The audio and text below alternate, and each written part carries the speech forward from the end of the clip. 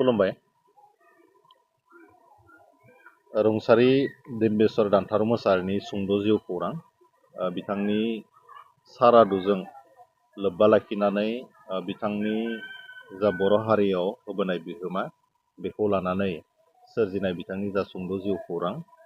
दा दिनै बिथांनि जा गोथार सारादु 22 फेब्रुआरि देवबार 2026 दिनै बिटिसिनि बारग' इएम अर्थात दानि भेरगाव बियाबनि 32 नं भेरगाव बियाबनि मानबिर दावबायसा बर' बिथांनि आखाइजों दिनै बिथांनि जिउ खौरांखौ बेखेवनाय जाबाय।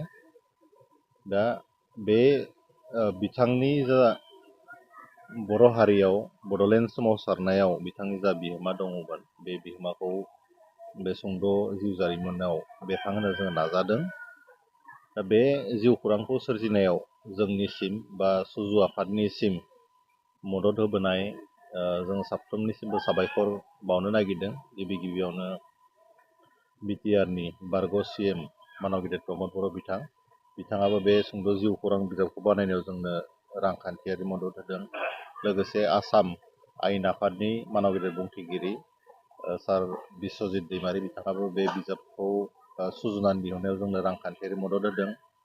लोगोसे बिटिसिनि दानि इएम मानब गेदेर गणेश कछारी बिथाङाबो बे बिजाबखौ सुजुनानै दिहुननायाव जोंनो जोबोद मदद खालामदों। लोगोसेयैनो खैराबारि समस्तिनि एमसिएलए अर्थात बिटिसिनि इएम मानब गेदेर लोमसाव दैमारि बिथाङाबो नैबे सुंद' जिउ खौरां बिजाबखौ बानायनायाव जोंनो रांखान्थियारि आरो माखासे सुबुरुन होदों। दा जों बयनिसिमबो खनसेयावनो दिनै साबायखर होदों। खोबसासुवा गामि समाजा जोंनो जेरैबायदि बिबान होदों सुजु आफाद बानायनानै सासे गेदेमानि जिउ खौरांखौ एज्रिदगासेब्लाबो सुजुग होनायनि थाखाय जों गामि समाजनि मानब गेदेर आफादगिरि गाहाय नेहाथारि साफ्रोमबो दैदेनगिरि मेलेमजिबि रायजो राजा बिथांमोननिसिम बे सुजुगावनो साबायखर बावदों।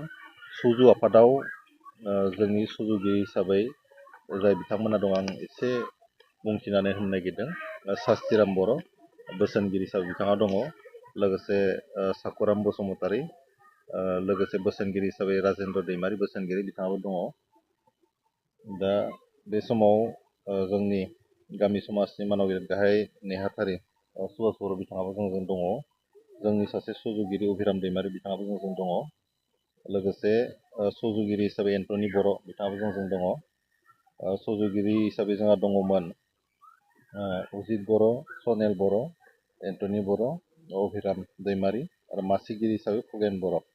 दा बिथांमोनखौ लानानै जि सुजु आफाद बेखौ दानानै होनाय जादोंमोन। दिनैनि जा जारिमिनारि सान, दिनैनि जा मेहेरगोनां हाबाफारि, मेहेरगोनां सान, बेवहाय जोंखौ मदद होनाय साफ्रोमबो मेलेमजिबि, साफ्रोमबो गुनि गियानि बेक्ति, साफ्रोमबो रायजो राजा बिथांमोननो साबायखर होदों। सासे संग्रामि भलेन्टियार फर्सनि मैखोम दैदेनगिरि दानथारु अर्थात डिम्बेश्वर मोसाहारि बिथांनि जा सुंद' जिउ जारिमिन जोंखौ बिथांनि जा सोमावसारनायजों लोब्बा थानाय जिउ खौरां बेखौ दिहुननो सुजुग होनायनि थाखाय थेंक इउ।